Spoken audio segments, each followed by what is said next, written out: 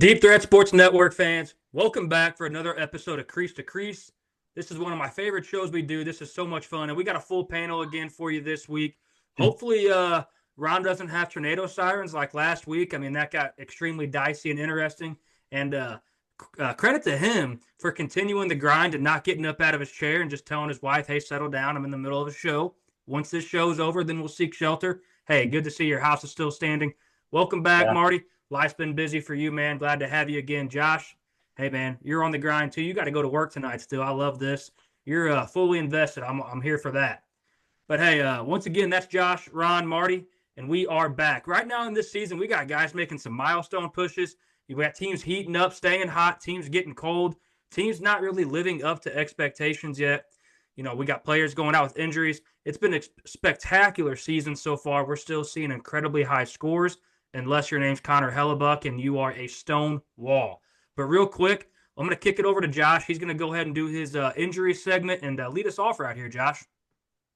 So with the injuries, I'm gonna kind of go down and give you the big hitters I see right now.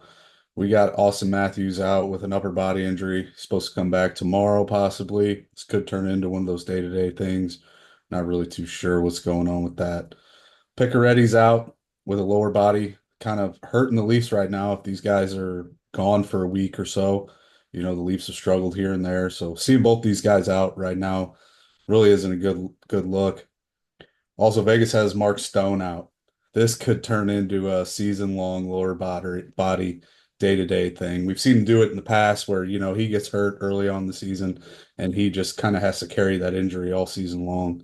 So kind of worried about Mark Stone. He's had a really good start to the season. I don't want to see it get hurt. Wham. Going wham. Marty loves it. I don't like to see it. Another one, Kevin Hayes, he's out with an upper body injury, former Blue. He only played 2 seasons here, so I saw that pop up. Tage Thompson, day to day, Hurts. with the Buffalo Sabres. Hurts bad. I don't like to see that. He's a young talent. He's very good. Day to day. Hopefully, he's back by the end of the week. There's two things I really want to touch on and how fast Connor McDavid bounced back from that injury he had. He didn't miss a practice. He was out there practicing every game. I think he made the smart move during that game to get off the ice and just call it a night. He came back. He missed 2 games, fellas? Was it 2 games or one I game? think, yeah. Yeah. So, McJesus doing McJesus things. He's back. Another one, kind of St. Louis Blues, who really have been struggling defensively. Nick Leddy. We really don't have any information on when this guy's going to come back. It's Ron and I were talking earlier. The last report we have is October 23rd that he was traveling with the team on their road trip up to Canada, and we really haven't heard anything since. So I'm kind of getting worried about this. Obviously, St. Louis Blues He need was supposed to be somebody. back by now, Yeah. That's Polls at least check. that's what they thought us to believe, led us to believe. I don't know Do what's we know going if he's on. still alive? Is he still alive? Like pulse Just check on Nick Leddy. nothing out there on it, man. It's weird. Crickets. I mean, It is very odd. strange. Just completely fell off the face of the earth, fellas. I mean, did he fall off the team plane? I mean, what do we have Good God. going on with Nick Leddy? I mean, seriously. I mean, if you have the last report is October 23rd, and he was supposed to be back. Target time was what, Halloween, and I mean, we are November 11th now as we record this, and no sight of Nick Leddy. That is not good, especially when the Blues defense is a complete liability. And I'm sure somebody on this panel is going to cover the Blues in a little bit, so I'm going to leave all those details out there. But my goodness gracious, this is awful stuff from the Blues defense right now. But real quick, too, we're going to roll right into our Team of the Week awards. We're all going to go around like we usually do, pick a team, talk about them, give the full diagnosis of how they looked last week. So, Ron, I'm going to go ahead and kick it over to you and lead off with you on what you thought you saw from your team of choice or player of choice in the last 7 days. Yeah, thanks. And hey, real quick, guys, before we get too much further into the show, want a big shout out to all the veterans out there. Today's Veterans Day. Thank you for everything that you guys do. For any of those that might be listening, we did Absolutely. get that matinee game today to celebrate, which was kind of cool. I had the game on and saw Tage Thompson get hurt, and that's concerning for them because he's starting to step up. He's scored 4 straight games now. But yeah, but happy Veterans Day. Hopefully tomorrow night when I'm at the Blues game, we'll have a crowd sing along and we can honor the veterans there tomorrow night. But my team, and it kind of segues from the injury report, is the Vegas Golden Knights. I know Josh mentioned that Stone's out, and that's a very big concern. Obviously because he's one of their top players on their team right now, and has been with 21 points on the year. So they're going to need him back.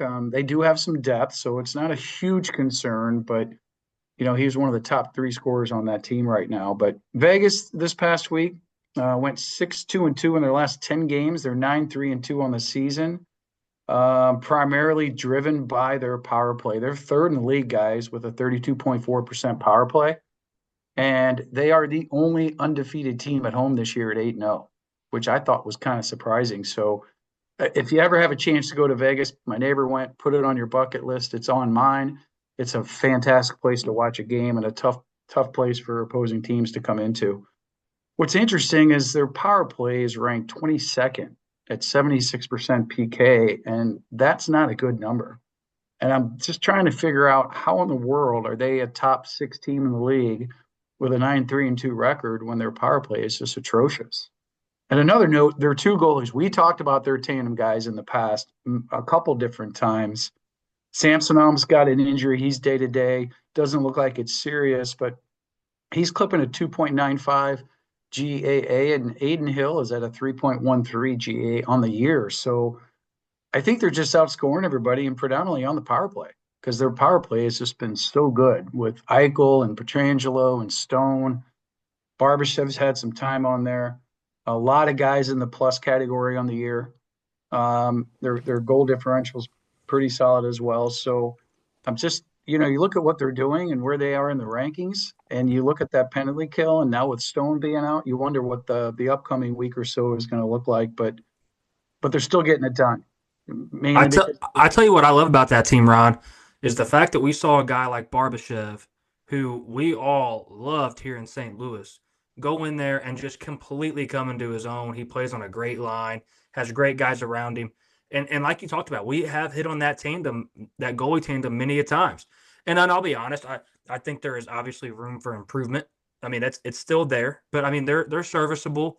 And like you said, they have to outscore opponents, and that's what they're kind of doing right now. So credit to them for that. And I know we talked or on one of our previous episodes, and Josh and Marty were both pretty high on the Vegas Golden Knights. So, I mean, this looks like, they might be on the right track, and that's good. I mean, you talk about Pietrangelo. I've heard his name come up in many conversations, many discussions the last couple of weeks about really having a good season and putting it together early on. Let's see if he can hold on the rest of the way.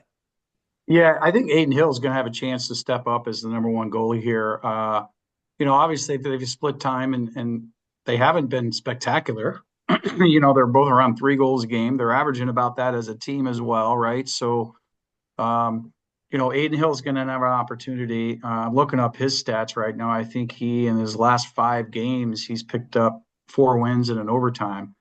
Had a shutout in there as well. So with Samsonov being on the shelf, maybe this is the opportunity for Hill to step up and become that number one goalie there in Vegas. But great week for them. Great week for them. Hey, Ron, real quick. Have you seen a team in recent memory that's had such a plethora? I mean, 2 fistfuls full of just great goaltenders rolling in and out, or I shouldn't say great goaltenders, but very serviceable. And just seems like goaltending never, ever seems to be a problem on that team. It just seems like they can dig around somewhere in a back pocket and pull out a goalie that'll give you, above 90 save percentage and under, 3 goals against average consistently.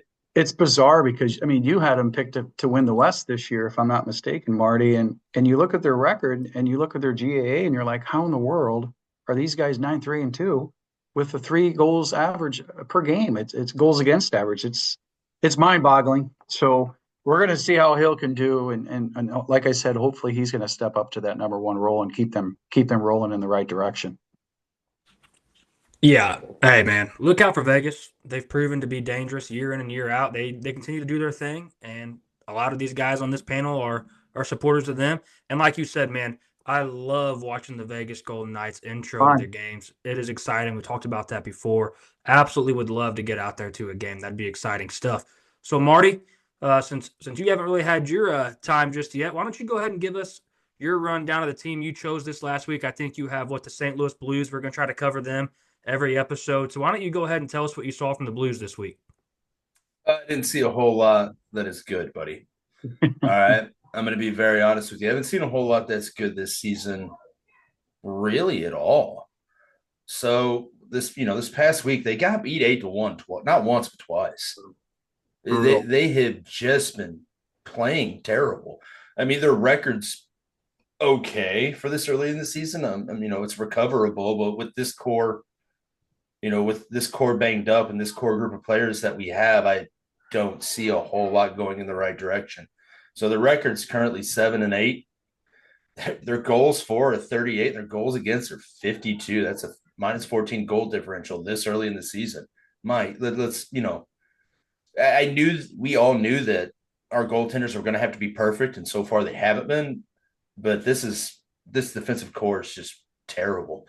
So the Blues have only 9 players, I guess you could say, that have played all 15 games.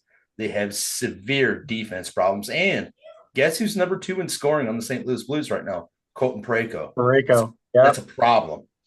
That is a problem. I mean, Jordan Kyrou is leading the Blues right now with 13 points, which is good. So, yeah, I mean, we have this little pipe dream in our head that Jordan Kyrou is going to be a point-per-game player. And with how banged up some of these players have been, I don't think that's really realistic. He's taken a couple nights off. I was kind of bragging on him a little bit a few episodes back about kind of how I thought his two-way game was looking pretty good. I've seen that struggle a bit. So that doesn't leave me with a warm and fuzzy feeling in my gut. But I'm going to be real honest with you here. I think we are going to sit here and look back and say that we miss Craig Berube. And Craig Berube is a great coach. He's always going to be a coach that St. Louis fans have near and dear to their heart. But I think we're going to kind of look back and say that probably that was a mistake. We knew that going forward. I mean, the Blues were struggling last year. You knew a change needed to be made. But when St. Louis Blues, you have Kyrou and Parayko as your leading scorers, the outlook is grim, to say the least. They're getting, and I'm not one of these people that think that shots on goal is necessarily always the strongest indicator, but I saw them get just waxed and only had 15 shots on goal at one point. That's bad. That's panic time. The boat's taking on water, the drain plug's out, and the bilge pump ain't working. So you're getting ready to sink this ship here pretty bad.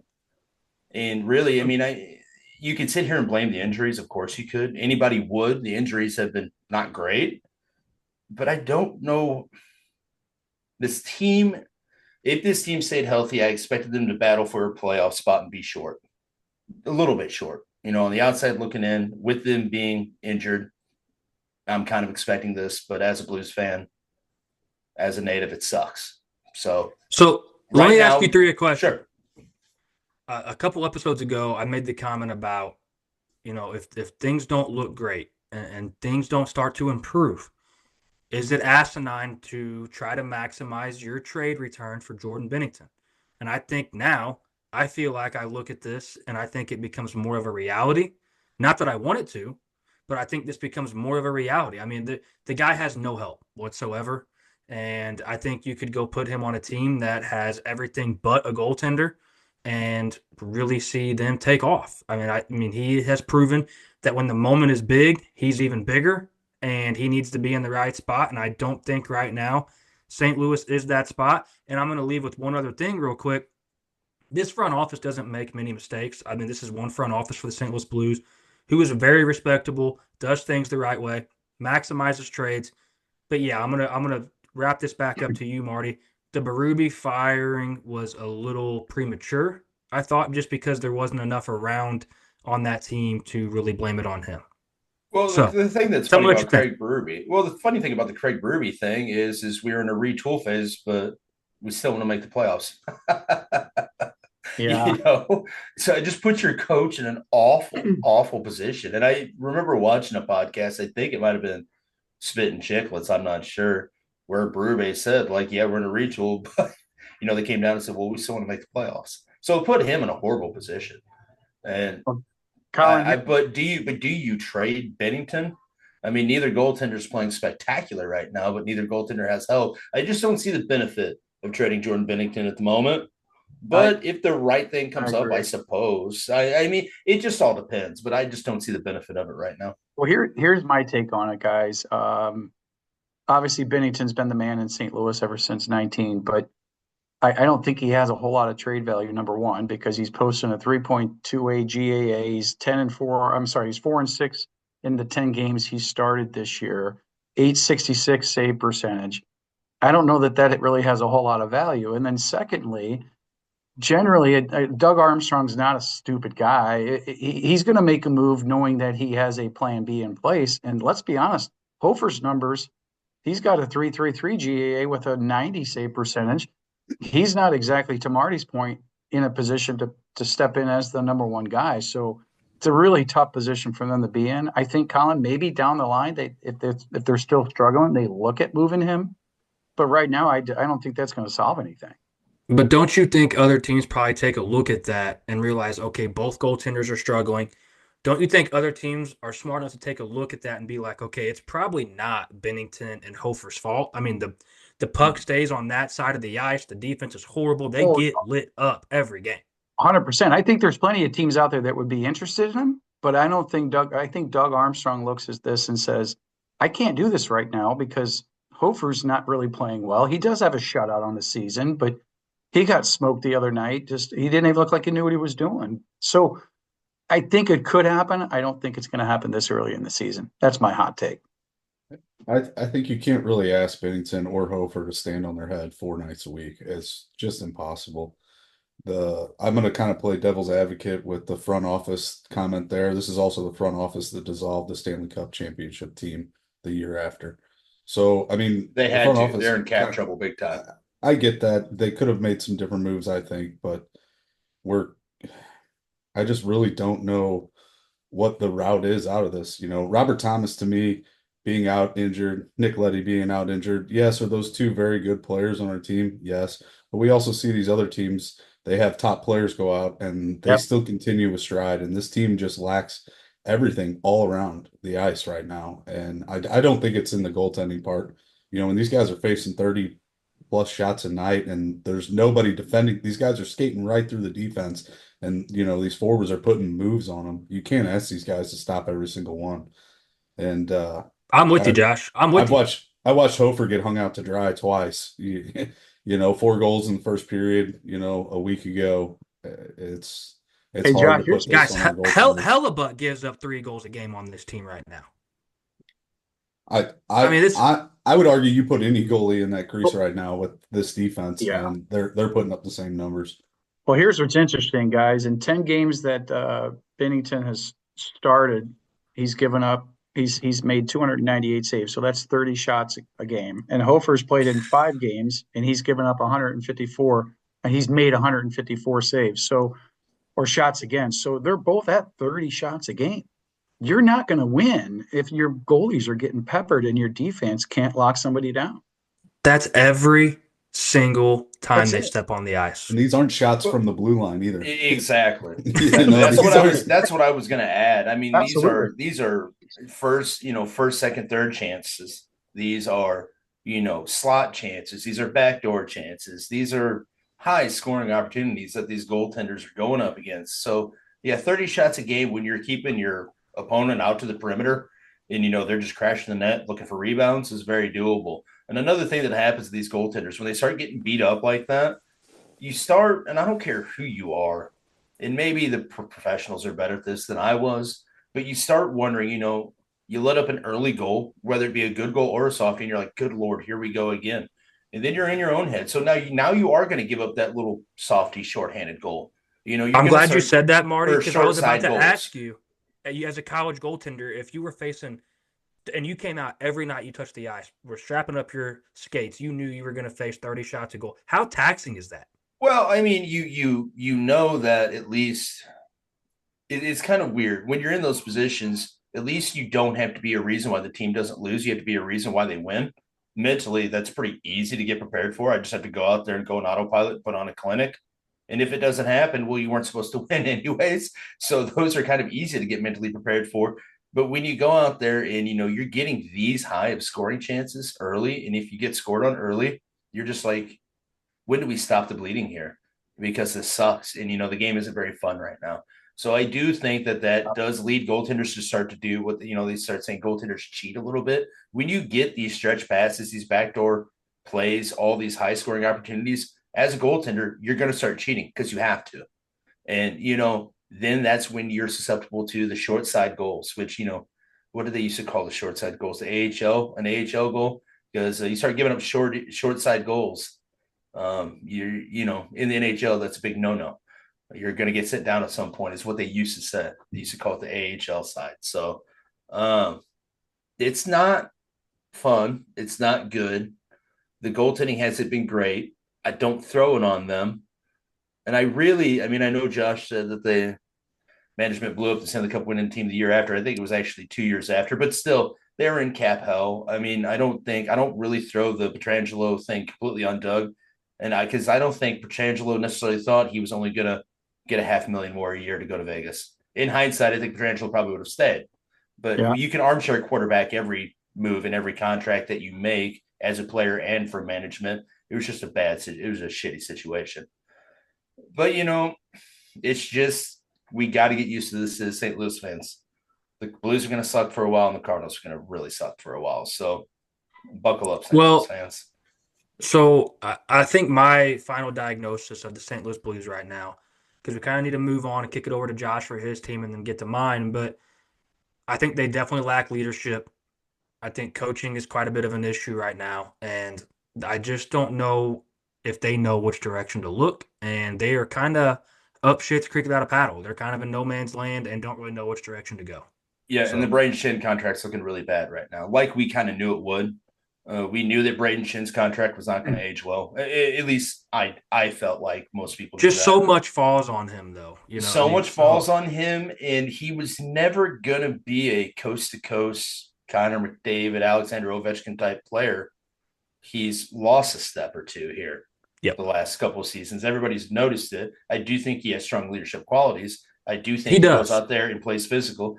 It makes me mad, but he does go out there and have to drop the gloves. There you go. He sticks up. He shouldn't have to do that anymore. He's a decent captain, but for his contract length and cost, it's not going to probably age well. Yeah, and he's got one goal, in 15 games. Now he's never been a 40-goal scorer, but he at least would put some power play goals in, bang, crash in the net type of thing. But 1 goal in 15 games. 5 points total. Please give me some assists. Do something here. It's not a good look. Yes, it's a terrible look. I agree. Well, boys, I'm going to the game tomorrow night, boys. So hopefully I can create a little energy when I'm there with my Canadian neighbors. Motivate that team. Would you get down there, maybe punch Braden Shin yourself before the game starts? See if you can really light a fire. The great part about it is my neighbor's got a buddy from Boston. He's coming in town for the game, so we're taking him, and maybe I can change the vibe up a little bit. We'll see. Well, tell him he's going to see a letdown here in St. Louis the way things look. But Josh, why don't you go ahead and tell us about your team, buddy? So this kind of talking about the Blues, talking about this team, they kind of transition into each other well because this team came to St. Louis and held their foot on the Blues' throat for 3 periods of hockey the other night. I'm talking about the Washington Capitals. They're looking fantastic so far this season. They're 4th in the Eastern, 7th in the league, 10-4 right now. They, their penalty kill, I think it's like 86.7 right now. They're 4th in the league. I mean, they just look phenomenal. It looks like this team's really, really rallying behind Alexander Ovechkin. And they've been a lot of fun to watch, except for that game the other night. That was pretty tough to watch. But Dylan Strome, right now, he's tied in 7th place for points. He has 18 assists, 4 goals. Every assist or every goal that Alexander Ovechkin has scored so far this season has been assisted by Dylan Strome. That's pretty impressive. He's doing a great job handing the puck out to these players. He's got 22 points. As far as the assist, I think he's like tied like 3rd right now for assists in the league. I mean, he just looks good all over the place. Obviously, Ovechkin, I think Ron's going to get into him here in a little bit. But, the league really, nobody in the league has an answer for Ovechkin at the point. And it's been 21 years and nobody really has figured out an answer to that. It's kind of impressive. A few other things, their goaltending. Logan Thompson, He has 7 wins, 0 losses so far this season. He's got 2.55 goals against average. He looks phenomenal. Charlie Lindgren, you guys call him Chucky Sideburns. Yeah. He's 3-4 right now. He's good backup goalie, 2.76 goals against average. He's looking pretty good as a backup. I'm looking at this team right now, and man, they have so many players. They have 6 players with over 10 points right now. I mean, you got Carlson, you got Wilson. These guys, they're looking pretty good, and clearly, a couple of the games of theirs that I watched, there were 2-1 victories. This team doesn't give up. But we also saw that if you give them an opportunity, they're going to put 8 goals in your face, and they're not going to stop.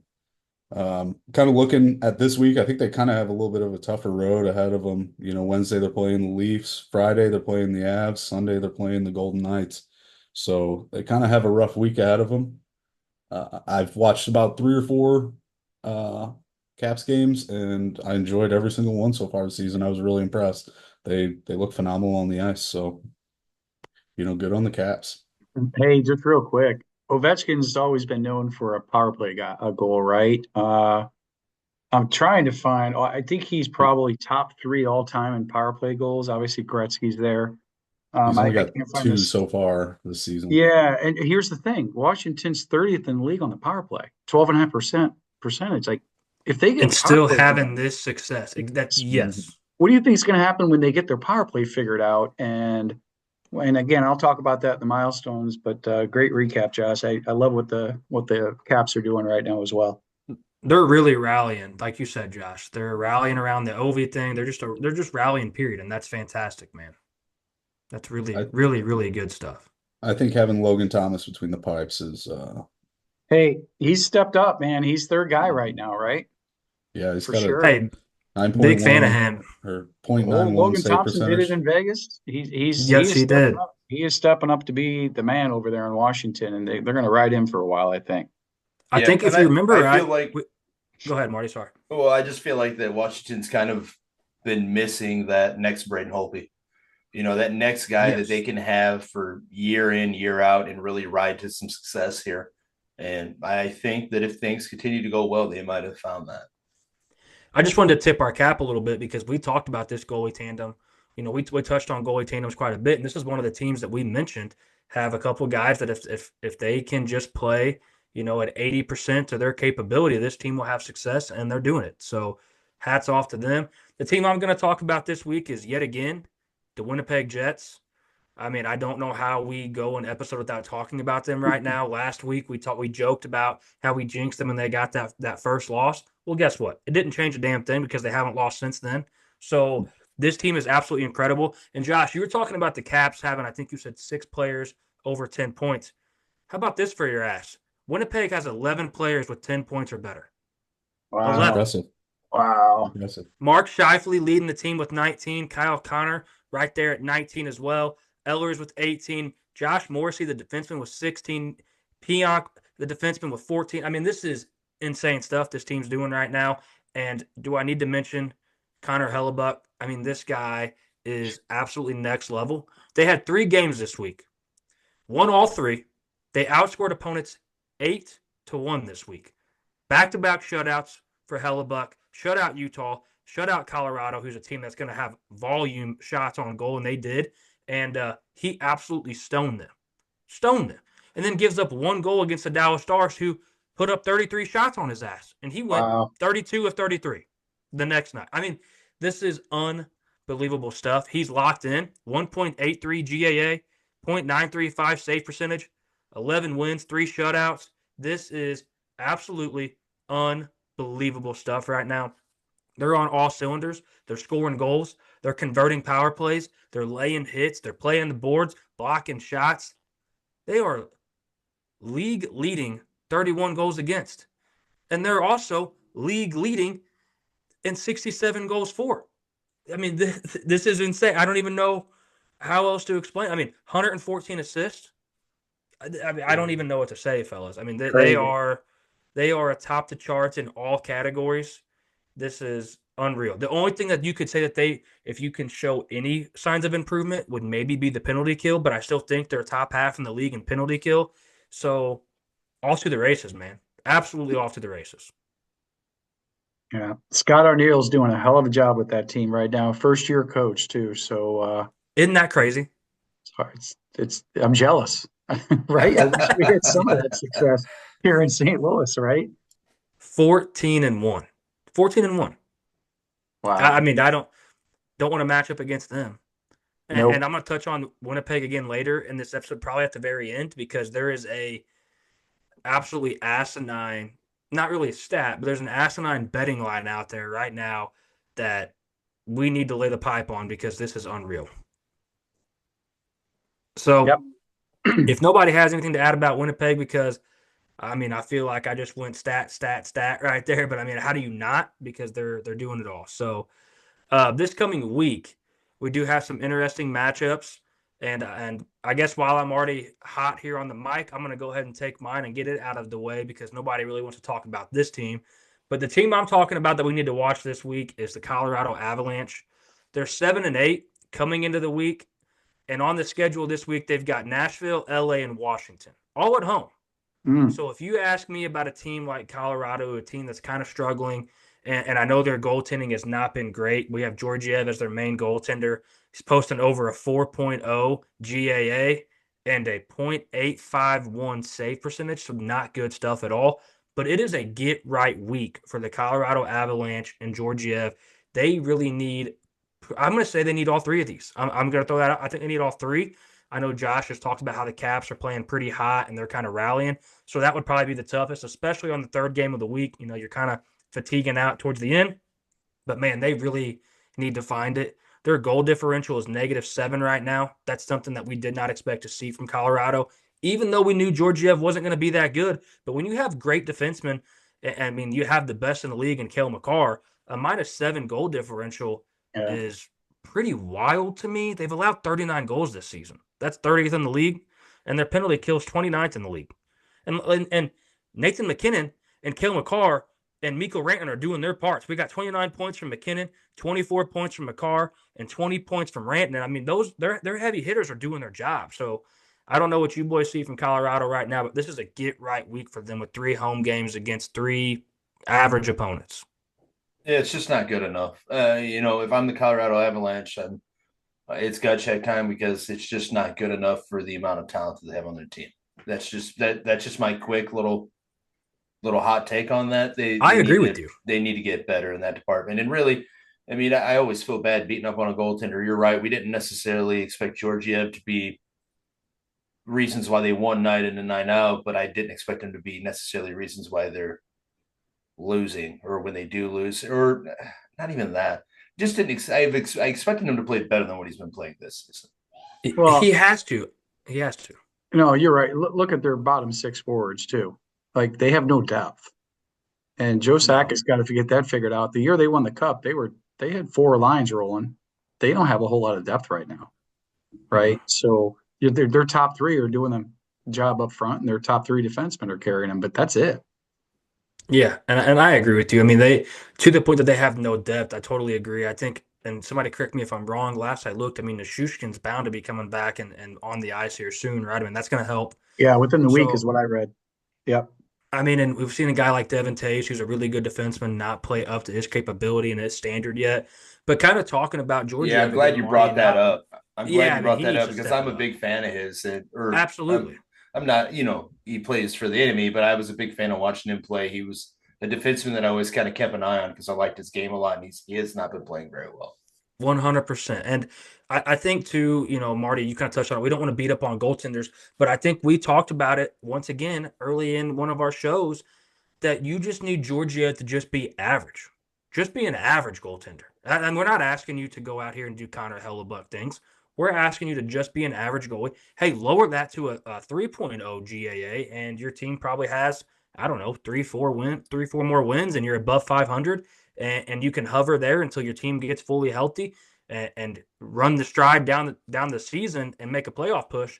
But right now, I mean, it's crazy to sit here and think that if Georgiev doesn't find it, this team really may not make the playoffs. I mean, I know it's extremely early. That's a bold take. But, I mean, that is still in play that this team does miss out and not make it. It's possible.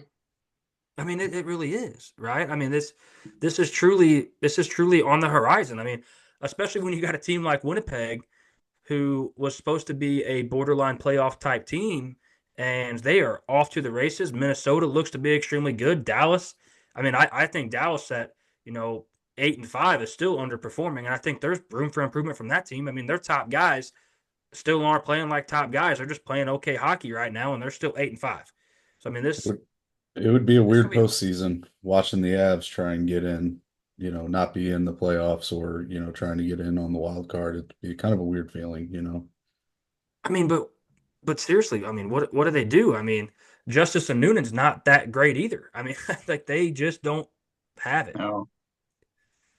I mean, And they just got don't 3 have good it. teams coming into home ice this week. So, Colin, I like the recap because that we're going to find out if they're going to turn the corner because their goaltending, I think, is their number one problem, and their depth. Those 2 issues right there. So do Absolutely. you think that the Colorado Avalanche have gone from more of a contender? I mean, I don't want to call them pretender yet, but do you think they're struggling to be contenders at this point? Do we expect to see this Yes. going forward? Yeah, in the West Yes. in the Western Conference, 100%. Okay. Yeah. When their opponents are this damn good right now, and everybody seemed to take a step for not everybody because the Blues haven't obviously, but most teams have taken a step forward that they have to go up against and fight against, and they seem to be going the opposite direction. And when you have so many teams take a step forward, you do have to have some teams take a step back. I mean, that's just how it works. I mean, not everybody can go forward at one time. That's not how it works in professional sports. So yeah, Marty, I don't want to call them a pretender, but they're borderline pretender until they get some goaltending because they got some pretend goaltending right now. I don't want to call any team that has that much top line talent a pretender per se, but it's interesting to see. I expected them to be a contender for longer. Of course, I don't know their cap situation. It's hard to keep track of all that, but I think they hover the line. They don't have any cap space at all. Yeah, I think they hover the line in and out right there and being over right there in it. And maybe they're a team that tries to pull a cat out of the hat or a rabbit out of the hat, whatever the saying is, and make a trade at the deadline for a goaltender. They could always pull a Vegas and pull a Mark Stone and get some of that long-term injury reserve cap space. LTIR. Yeah. Hey, what about Binnington going there, boys? What about Binnington going there? What's funny about you saying that? I was going to say it. I was going to say it, but I didn't want you guys to come through the screen and kill me. I didn't want all 3 of you to whoop my ass on screen, so I was just like, not going to say it. No. Not going to say it. But I'll be real honest with you. Buddy. I'm a huge Blues fan, but I've almost already cashed in all my chips on this season and shrug on my shoulders. So I kind of want to see the Avs struggle all season long because Stan Kroenke can eat shit. So I don't. And the last thing I want to see is Binnington go there. So I'm not gonna. Well, you know what's funny about that though is Stan Kroenke could you kick St. Louis in the nuts again. So Stan Kroenke could kick the St. Louis in the nuts again. Yeah, I'd have to fight Doug Armstrong. I'd have to do it. Yeah, be like, Doug, we're gonna fight for charity. We got to fight, bud. I don't think Binnington would accept that. I don't think he would want to go there. Like I think if I'm a goaltender, I would. Hatred. Oh no, if I'm a goaltender, I would. I mean, Nazem Kadri's not there anymore. I mean, I can see a goaltender like Binnington going there and getting 6 shutouts a season and scoring a goal and having 6 assists and just having a grand old time. So yeah, no, I don't want to see that at all. But I mean, he gets to play with Cale Makar and not Colton Parayko. Yeah, I mean that top line, like you said, but it's just I think that's what they need. They're going to have to probably do something like that if they don't turn this ship around. And this week they have a pretty good schedule, as you pointed out, Colin. So that's the only time you're allowed to use Makar and Parayko in the same sentence. By the way. I think that's all right, Josh. Well, since you're fired up, tell us: is your team to watch this coming week the Caps? Did you kind of already hit on that a little bit? Yes and no. I'm kind of looking at some other games. I've got a bunch of games I've kind of just been browsing through here. Tuesday night, we got Winnipeg at New York. I think that's one really, you hit on Winnipeg banger, there. Man. Yeah, that's an absolute banger. I'm not missing that one. Hammer the under? Yes. Yeah. Yes. I mean, Hellebuck and Igor. I mean, this is a battle of or quick. I don't care who you put in, or quick. And that's a good game if you're going to tune in tomorrow night. If you're not going to the Blues game, I would definitely, if you get a chance to watch that game. Yeah, I'm not missing that one. Hey, here's the play on this, boys. Let somebody score early. Let that over under go to 6.5, and then you hit the under. Because Yeah, that's then going to be a live low line scoring that. game. Yeah. Yeah.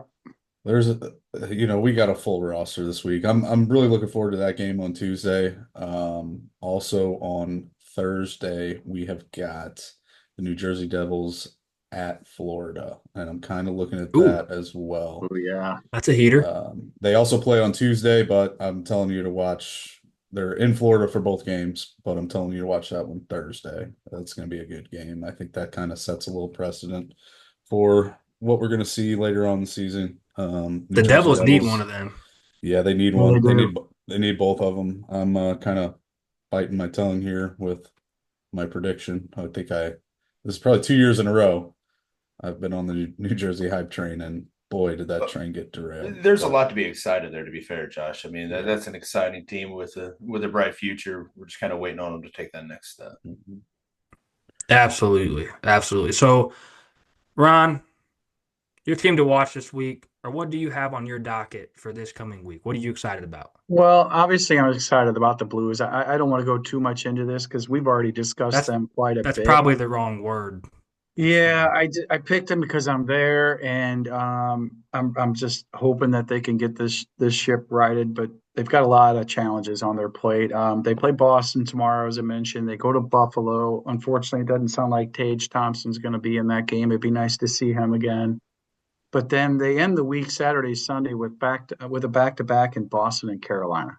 Like their week Jesus is just Christ. They it's may not win a everything game we this week. I'm telling you it's what, boys, a long everything we week. just talked about doesn't look like it's going to get any better. And that's kind of why I wanted to highlight this because it's gut check time for that team. And it's guys like Shen and Pareko and some of the veterans, because let's be honest, Thomas is out and Letty's out. They're losing some of that experience, but man, they have a tough slate this week. The last time they did a East Coast road trip, they went 1-3. Oh God. So Thompson's out for Buffalo. Luukkonen went out today. I don't know what his status is, Oh but wow.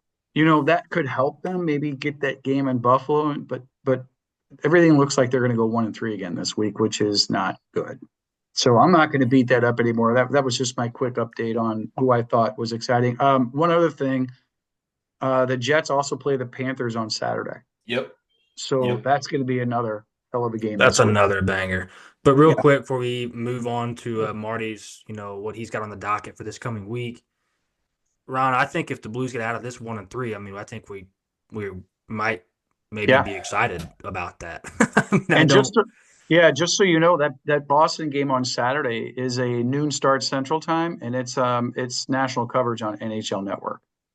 Cool. Oh, So Oh, good. So we get to get fleeced on national coverage on yeah, NHL. That's everybody good. gets to watch it. Good. Good.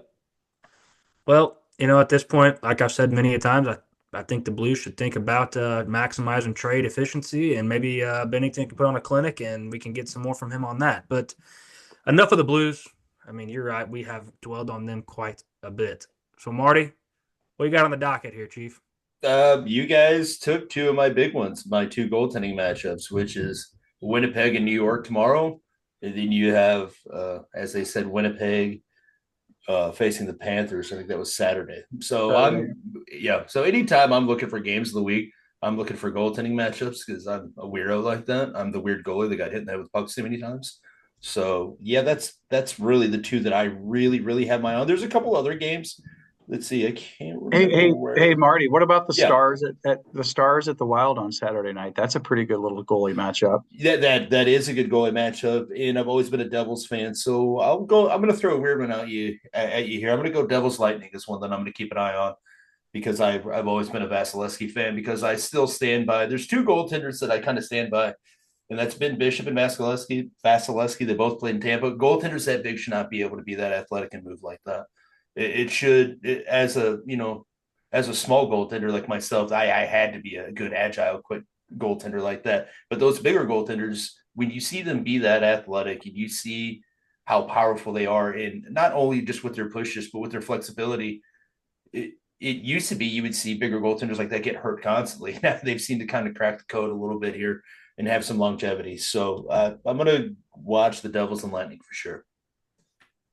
I like Hey, it. love that. Not to hijack this, but Dallas is absolutely shitting on Pittsburgh right now, 5-0. Well, I mean, Oh, damn. Yeah. talk about a Hey, team that has goaltending struggles. My lord. Pittsburgh is them in a world of stars, hurt. man. Also, Pittsburgh's in a see, world of hurt right did you now. guys get a chance to see Pittsburgh and the Caps meet last week by any chance? I No, did I not. missed it, They unfortunately. kind of had some ceremonial stuff between Ovi and uh, Sid. Sid the Kid. Oh, Yeah, it that's was pretty cool. neat. So, So, Josh, talking about that, I had to go over and check one of my fantasy teams real quick. How about me leaving Miro Hiskinen and Marchman on my bench, and together they have 5 points just in this game? And that Oh, was a really, really good coaching move by me. Fantastic move. hey, I even reminded you last night to set your lineup. I There's an did. 11:30 I game. did. stop I fucking did. And doing those that. and those Sorry, stop those doing that, Ron. You gotta stop those telling him. guys Just those help them guys have out. been a little cold. And so I was just like, you know what? I'm going to stick with the hot guns on my team. I mean, I'm not pulling out William Nylander or Mitch Marner for him right now. And so, I mean, this is, hey, when you draft this good, fellas, this is just some of the error you're going to have Hey, along the way. hey, Oh Matthews. God, here we go. Matthews is out. Matthews is out. Nylander. I mean, they're missing their big player up there. So I Nah, they're think going to step I up and think you fill that screwed void. that. They're going to step up and fill that void. I'm telling you, you just watch. I mean, actually, no, this was a bad coaching move, no doubt about that. So while we're kind of talking about some interesting things, Ron, why don't you dive into the milestone segment? Give us a little update here. Yeah, let's do. So real quick, I'm going to go back to the career power play goals. I pulled it up, and to no surprise, Ovechkin is the leader all time, 314 power play goals. And again, they're clipping at 12.5% right now. The Caps are. The next closest in second place is Dave Anderchuk, going back into the 80s. He's Wow. 40. He's 40 behind him, Wow. and Stamkos is the active second place guy behind Ovechkin, and he only has 217. So you want to talk about a milestone? I know Gretzky holds 60, 61 records in the NHL. Some of those may have fallen, but I know that was the number a couple years ago. But that's a stat right there, guys, that may never be broken. 314. Absolutely. That's insane. So That is nuts. good segue into him. Obviously, everybody knows what he's done the last week and a half. He's absolutely tearing it up. He's I think 42 behind Gretzky, if I'm not mistaken, right? So actually, is it 42 or 32? Oh, I think it's Lost that 32. page. 31, Yeah, I think now. yeah, to 31 to tie it. So you know, OV's doing what OV does. And obviously I'm not going to talk too much more about that because we have spent a lot of time on him it's 32 to go to first place. But Crosby is, we mentioned him a minute ago. He's 2 points, 2 goals away from 600. I'm sorry, 600. He needs 2 goals. He's at 598 right now. Patrick Kane, the guy just never seems to go away. I think he's 35 now, playing in Detroit. He's 8 away from 1,300 points. Huberdeau is 1 away from 500 assists. He's not having that great of a year right now, but they're playing Buffalo this week, and that might be an opportunity for him to hit that milestone. And then Vasilevsky, we talked about him a minute ago. Big matchup this week.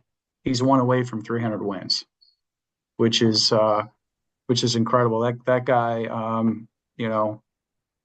I think one of you guys talked about his size and how quick and athletic he is, but he's 1 away from 300. Wow. Hey, if UPL is out for Buffalo this week in the Crease, then yeah, man, Huberdeau can definitely make that happen, probably most likely. Yeah. So shout out to him for that. Hopefully UPL gets back pretty quickly. He is on my fantasy team, and I am a big believer in him this season, and he has shown really good clips so far. Yeah, Hey, Colin, Ron, one more thing. Oh, Go sorry. ahead. I was going to say one Quick. more thing on Crosby. He is the active leader in points in a career, 10th all time, 1,612 points. Wow. So, and he's 2 away from 600 goals. Wow. Good for him. Quick question, Ron. Do you think that Patrick Kane goes down as the best American-born player in history? Or do you think that kind of still stays with a player like Mike Modano? No, I think he is. I think he's going to be in that discussion. Madonna obviously is. real quick, they announced the Hall of Fame uh, awards this year, and Jeremy Roenick finally got in. I I've been saw an that. advocate of Jeremy Roenick for years, even though I couldn't stand him in the late '80s, early That's '90s. surprising. I couldn't stand him either because of all the shit he talked during the lockouts about the fans. If they're not going to come back, F them. They can, if they're not going to come Yeah, back, they can go pound sand. He said a lot of things that have irritated me over the years. That's he's an agitator. That's what he's always been. he's But always. You're right. I love him. I loved him on NBC Sports as an announcer. I was always pulling for him um, to get in the Hall of Fame, and I'm glad to see he finally did. I think he ended up with like 524 goals in his career, if I'm not mistaken. I can't find the stat, but it's over 500. Kane will probably go down as one of the top U.S. born players in history. As much as it pains me to say that because I'm not a Sure, Hawks fan. sure. His skating ability over the years has always just blown me away. How he could his edge work and the way that he could do those he could sit there as he's on an edge going around a player, and he could do that almost like a T push and gain so much speed and have so much acceleration. It was remarkable to watch. It still is. But yeah, I'll never forget the Jeremy Roenick, Patrick Waugh back and forth that they had. I can't remember what happened. I think Jeremy Roenick was offsides or something. He had a clear break, but he was offsides, and he made the comment, yeah, I wish they wouldn't have called that back because you would have found Patrick Wall's jockstrap hanging up in the rafters in the United Center. And Patrick Wall, in his broken English, said, I couldn't hear anything Jeremy said with my 3 Stanley Cup rings plugged in my ears. He had 3 Stanley Cups at the time. I always listen to that exchange every now and again because I always thought it was so hilarious. Yeah, he was. I think he was a top pick in the draft. He came into the league, I think, the year after Ovechkin, same year as Crosby. Um, and he's put up. I'm looking at his career goals. He's at 473 goals in his career, 819 assists in 18 seasons. So, yeah, I think that should be a conversation to be had. But he's about to hit 1,300 points in 18 years. That's a pretty impressive number. And again, the last couple of years, he's dealt with injuries. Yeah. He's missed a bunch of games back in I think 22, 23. So and then he's kind of bounced around between different teams, and Yep. hopefully he'll get to that real soon because whether you like him or not, he's a hell of a player. Hell of a player. And I couldn't agree more. And most people don't like him, and I get it. But I mean, hell of a player, especially for the US. I mean, that's very, very impressive. So Marty, hey man, your time to shine. We're gonna get in the crease right here. So why don't you dive on in it and tell us what you got for on the docket today for your in the crease segment? Yep, absolutely. I will apologize in advance for some background noise here. Josh might have a tough time editing this, but my 2 goaltenders I'm going to focus on here. I'm going to focus on Jonathan Quick and Husey Saros, Juicy Saros, however the hell you say You see, his name. you see, Usi. Okay. So we have John. I'm going to start out with Jonathan Quick here. So he started out he played collegiate hockey for the University of Massachusetts. And then he starts as a starter at the LA Kings in 2007. And in my opinion, he really made a splash immediately. He's played for the Vegas Knights from 22 to 23, Rangers 23 to 24, and he won the Conn Smythe in 2012. So I remember a couple episodes ago when we were talking about Connor Hellebuck, I remember Ron describing him as quiet in the net. And I love that explanation of him. I would say Jonathan Quick and Saros are kind of the opposite of that, but especially Jonathan Quick. It's not a massive goaltender, but he always has that super, super crouched stance, ready to make explosive lateral movements. He plays very, very far out of the net. You rarely see him too deep in the crease. You almost always see him on top of the crease. Very crouched stance, very loaded. And he always talk about an athletic goaltender that makes big saves, especially those lateral saves. We've seen it multiple times, highlight career saves in his career. He always is, his puck handling kind of leaves a lot to be desired, but he is just has always been a spec. As soon as he came into the league, he was one of my favorite goaltenders. He's American born. And at that time, you didn't see a ton. You had your Ryan Millers. You've had some great American goaltenders, but at that time, you still kind of had the assembly line of Canadian butterfly goaltenders and, Finland and, Finnish and Swedish goaltenders over in Europe at that time was still kind of dominating the sport. Pekka Rinne, Tuukka Rask, those type of goaltenders. But Jonathan Quick has just been almost looking like he was kind of on the tail end of his career, maybe ending his career, but he just won't go away. He keeps coming back. He keeps playing productive. He just had a shutout with the New York Rangers. We kind of talked about how we didn't think he'd get too much playing time, but if I'm the Rangers, I'm not gonna have Shesterkin working his ass off constantly when I have Jonathan Quick ready to go. So he's a goaltender that just I've loved the way he plays, way out in the net, super crouched, explosive, second chance saves, third chance saves. I kind of had to start hating him for a little bit because he was the bane of the Blues' existence in the playoffs for a couple of years there. Yeah. But man, what a great goaltender and what a great career he's had. I think it's tough for me to pick all-time greatest American goaltenders because you've had a lot of good ones. And one that's always forgotten about is Tom Barrasso. I always loved watching Tommy Barrasso. Man, people forget how dominant he really was. He won I think he won the Vezina and Calder Trophy as a rookie, if I recall correctly. And he might have won back-to-back Vezinas. I'd have to look that up. But man, what a great goaltender he was. But Jonathan Quick's definitely in the conversation here. In my opinion, you got Jonathan Quick, you got Tom Barrasso, you got Mike Richter, you got Ryan Miller, and to be determined for a couple other ones. So Jonathan Quick. He's 4 away, just to piggyback off Milestones. He's 4 away from his 400th win. So whether or not he gets the opportunity there in New York, it's going to be nice. He deserves that because he's been a hell of a goalie. Yes, he has. Yes, he has. And in my opinion, he is a future Hall of Famer. I mean, it's shocked me that he's never won a Vezina. I dug for that stat today, and I couldn't find it. And it shocked me that he's never won one. He finished in second place in 11 and 11-12. He finished in third place 4 or 5 years after that. But you're right, he's never won it. That surprises me too, Marty. It's just nuts. So we're gonna go back to UC Saros. Did I say that right, Ron? Yeah, no goals. No goals. So he grew up in Finland, obviously, and he played his entire youth career and first 3 seasons with his hometown club of HPK of the Liga, which is a professional European league. And he's been at Nashville from 16 to 24. And I liked his style, but I was always such a Pekka Rinne fan that I just always kind of put him on the back burner in Nashville. Now I'll come out front and center here. I'm not a Smashville fan just because of where I live and the team I support. But Pekka Rinne for a lot of years was just a magnificent goaltender. He had that interesting glove position where it was out in front of him and kind of to the side, not like Mika Kiprusoff, where Mika Kiprusoff had his glove actually facing down.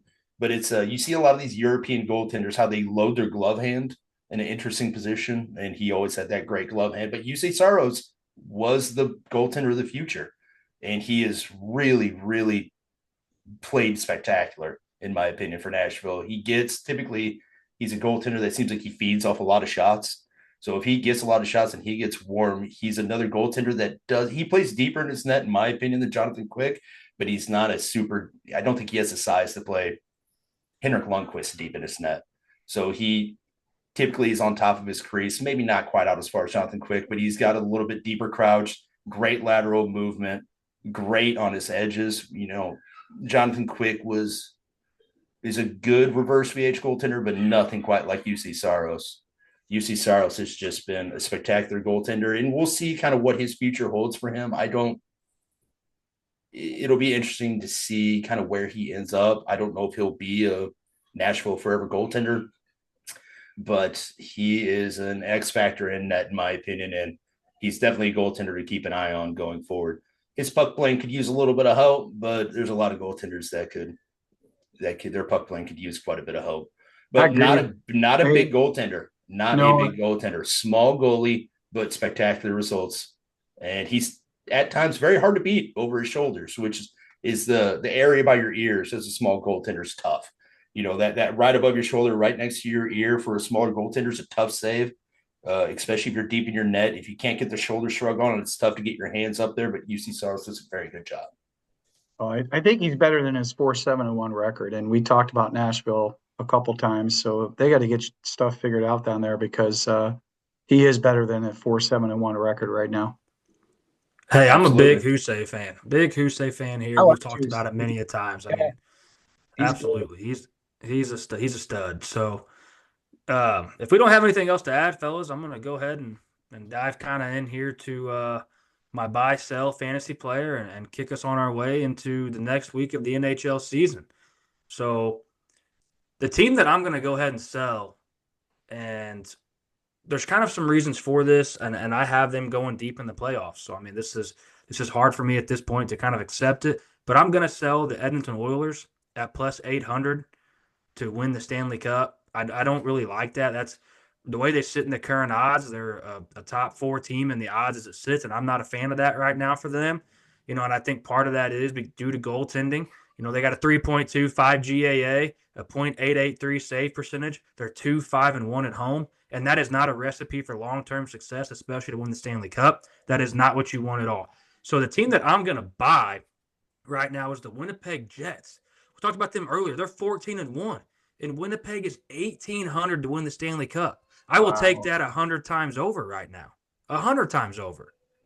I mean, I don't know if I can interest any of you in that, but I would love to dip my toes at plus 1,800 in the Winnipeg Jets and the Connor Hellebuck train.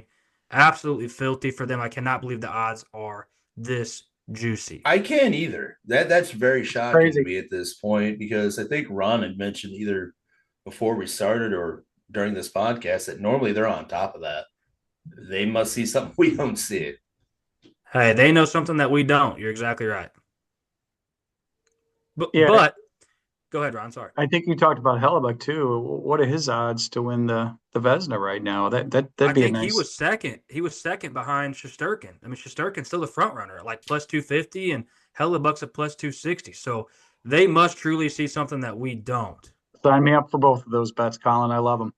Yeah. I love them. Yep. Hey, Book it. Love I 'em. mean, yeah, absolutely book it. We love to book it, baby. But yeah, last thing here for me, my fantasy player to add going forward. Try to get a guy that's under, 40, 35, 30%-ish owned in fantasy leagues. And right now, Cole Perfetti is sitting just a tick under 30% owned. Winnipeg left winger. He's owned 28.7% of leagues the way it sits. He has 14 points on the season. He's got 4 goals, 9 assists. He's averaging 14 and a half minutes of time on the ice, and he's plus 10. So, I mean, he could really do a lot of things for you if you're in a categories league. He can check a lot of boxes, and I really loved it. He's on a winning team with a goalie that doesn't give up goals, and that plus-minus is always going to shine. So Cole Perfetti does strike some interest for me out there right now. I know looking at you three, look like you're going to race over there to add him real quick in our Crease to Crease league. But, fellas, I mean, hey, good ad for sure. Big Cole Perfetti fan, big Winnipeg fan. I talked about them tons on this episode. So right now, if anybody has anything else they want to add before we get out of here, go ahead and hit us with it. No, I really like that. I really like that fantasy pick. That's a good one. Do you have to dig deep to find that one? Probably not with how Winnipeg's been playing, but I still like it. Oh man, he was just sitting right there. He was on a pedestal for me. It said Winnipeg next to him, and I was all in on that. I saw you grabbed him. That was a good move on your part, Colin. I'll give you credit on that. All right, fellas. Well, hey, Don't really have just anything. another great week of hockey. What you got, Josh? Nothing really. Thanks for everybody for tuning in yesterday for our live stream. Oh yeah, that was a lot of fun. The NASCAR live stream was tons of fun. We're going to bring you some live content here from the Crease to Crease podcast down the stretch once the stars kind of align for us, especially during the playoff run. And that'll be tons of fun for us as well. And like Ron said earlier, shout out to all the veterans out there. We appreciate everything you guys have done and continue to do. We wouldn't be able to do what we're doing right now without you guys. So, hey, credit to all of you. Tip the cap. I mean, I appreciate it tons. I mean, you guys don't get enough credit for the things that you do out there. But hey, absolutely. Like if I can add one more thing, I'm glad. It's funny you mentioned this. My father just got a quilt made for being a veteran. He got a quilt made at church, and my dad made an interesting comment. He goes, "Man, it's just crazy how things have changed so much in this country from the Vietnam War." When my father was in the military, depending on where he was stationed at, they would tell him not to wear his uniform out in public. You'd get called baby killers. You'd get spit on. You're going to get in a fight, essentially. So they just told him, don't wear your uniform out in public. So I'm proud that, unfortunately it takes something terrible sometimes, but post 9/11 as a country, we've really done well and shined light on what these men and women do for our country. And it's awesome to see. And I'm glad that I live in a country. So, I feel bad for Don Cherry sometime for catching all that flack for the young kids not wearing their poppy, and then he gets, shit canned But I'm proud. I'm proud as an American. I'm proud that we do a lot in this country and make sure that we prop up our veterans. Kudos to the NHL for doing what they do, because every arena, every broadcast talks about it, and I think that's a solid move on their part. Hey, rightfully so, and they should, because we wouldn't be playing hockey like we are without them. So, once again, appreciate all that they do. And fellas, we got an exciting another week of hockey coming up. Highlighted some good matchups, some good goaltending matchups to be on the lookout for. And we're going to be right back at you guys, and probably next week again another episode. And this has been tons and tons of fun. So, fellas, hey man, until next time, peace. See you, everybody. Thanks for tuning in. See you.